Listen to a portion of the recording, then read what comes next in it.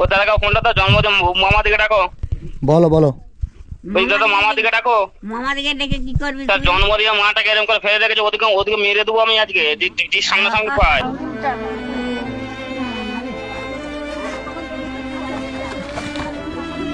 জয়পুরের ময়নাপুরের নতুন গ্রামে আছি, আর এখানে একটা বৃদ্ধ মা আছে। তো সেই বৃদ্ধ মায়ের 4টে ছেলে একটা মেয়ে, তার মধ্যে 2টো ছেলে মারা গেছে, 2টো ছেলে বেঁচে আছে। একটা ছেলে বড় ছেলে বিষ্ণুপুরে আছে, বিষ্ণুপুরে তার আবার একটা ছেলে আছে। তো তাদের নাতি পোতা বাচ্চাকে নিয়ে সুন্দরভাবে বিষ্ণুপুরে ওনারা বসবাস করছে। আর মেয়ের বিয়ে দিয়েছে, তার নাতির বিয়ে দিয়েছে, তারাও খুব সুন্দরভাবে বসবাস করছে। মানে এনার কাছে যখন সব কিছু ছিল তখন সবাই ছিল, এখন কিছুই নেই, পাড়া প্রতিবেশী শুধু আছে, আর কেউ নেই, মানে রক্তের সম্পর্কের মানুষ কেউ ওনার সাথে নেই। ওই মা কোথায় আছে? মায়ের বাড়িটার মধ্যে আছে, ঝুবড়ি বাড়িটার মধ্যে। যাবো ভিতরে একটু, চলেন তো। আপনারা সবাই পাড়া প্রতিবেশী, শুনেছি নাকি আপনাদের জন্যই উনি বেঁচে আছে এখনো। চলেন।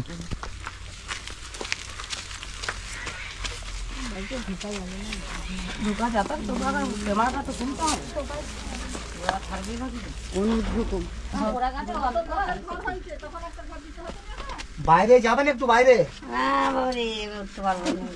বাইরে যাবেন না? দেখি পাগুলো একটু দেখাও। এখানে পড়ে গেছিলেন। মেয়ে কোথায় থাকে? মেয়ে শ্বশুর বাড়ি আছে ময়নাপুরে। আর ছেলে? ছেলে তো বিষ্ণুপুরে। বিষ্ণুপুরে একটি থাকে, আর একটি কলকাতায় আছে। একটি কলকাতায়। আর 2টি ছেলে? 2টি ছেলে আমার মারা গেছে। মারা গেছে। আপনারা তো পাড়া প্রতিবেশী, মানে শুনেছি নাকি আপনাদের জন্যই উনি বেঁচে আছেন। হ্যাঁ, তো এই এনারা কি করে আপনার জন্য? অনেক কিছু করে, অনেক করে, ভাত, ওষুধ, খাওয়া দাওয়া সব করে। সব। আর ছেলে যে বিষ্ণুপুরে আছে, ছেলে লাতিপতি আছে নাকি? হ্যাঁ, সে আছে রাতি। ছেলেদের উপর কোনো আক্ষেপ নেই আপনার? কোনো রাগ নেই? রাগ না, রাগ থাকলে কি করবো? 3,500 টাকা ছিল, সেটা ও ছেলে যেদিন বিষ্ণুপুর নিয়ে গেছিলাম আমি, আশা দিদি ওনাকে নিয়ে যেয়ে হসপিটালে ভর্তি করে সিটি স্ক্যান বা এক্সরে করে নিয়ে গেছিলাম, তখন 3,500 টাকা ছেলেকেও হাতে দিয়েছিল, সে নিয়ে গেছে। এই তো নাইটি গামছা এনেছি, নাইটিটা পরাইতে বাইরে নিয়ে যাবো। এই কালারটা পরাচ্ছে।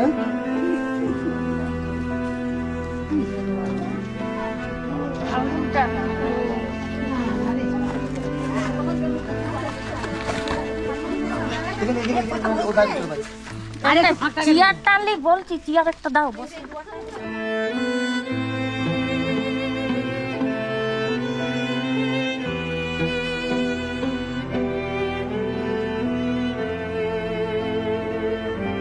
ছেলেদের প্রতি কোনো রাগ নেই? রাগ করে আর কি করবে? লেন একটু খাই দিলেন।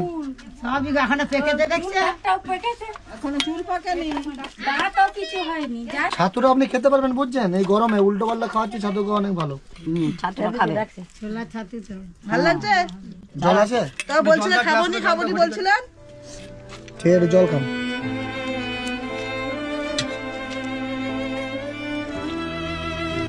তোরাই আমার বেটা বাবা।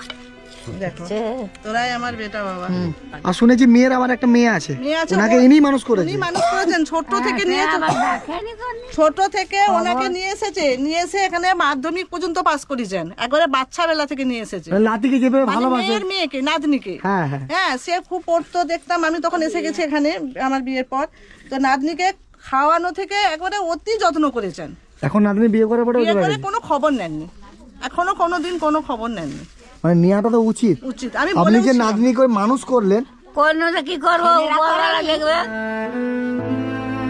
উপরওয়ালা দেখবে। আমি তো মানুষ করেছি, পাস করিয়েছি, বিয়ে হলো।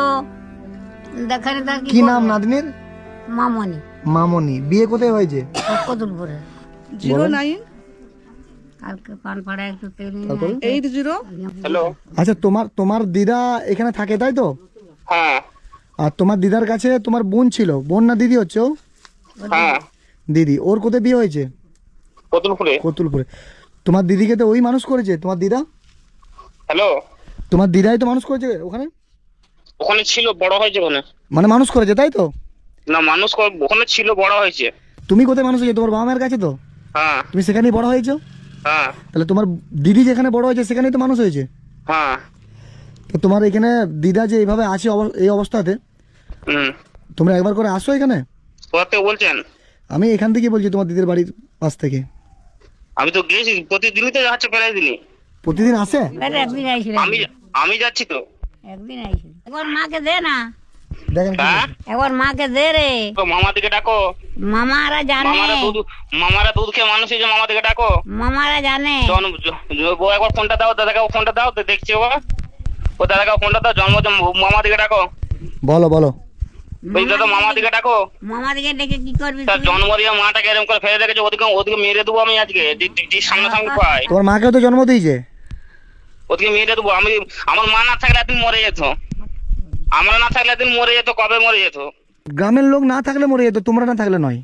গ্রামের লোক আছে বলে আমরা না বেঁচে থাকলে মরে আছে। যেত, একদিন মরে যেত। গ্রামের লোক কথা পেতো, গ্রামের গ্রামের লোকেরা লোক কথা পেতো। এইখানে তোমরা যে একা ফেলে দিয়ে গেছো, গ্রামের লোকের কাছে তো ফেলে দিয়ে গেছো। কি বললো ও, কি বললো? মা না থাকলে মরে যেত। মা কিছু করে? কি করে? তাহলে গ্রামের লোকগুলো এত কিছু করে, গ্রামের লোকের কথা ভুলে গেল। নাম নাই আচ্ছা আপনি বলেন আপনার জন্য কে করে? ওদের যতন। আপনি বলেন আপনার জন্য গ্রামের লোক করে না ছেলে মেয়েরা করে? গ্রামের লোক কি করে? তো যারা ভিডিওটা দেখছেন প্রত্যেকেই বলবো আপনারা ভিডিওটা একটু শেয়ার করবেন, যাতে ওই ছেলে এবং মেয়ে থাকে ময়নাপুরে আর ছেলে থাকে আমাদের বিষ্ণুপুরে। ইনার ছেলেকেও চিনি, ইনার মেয়েকেও চিনি।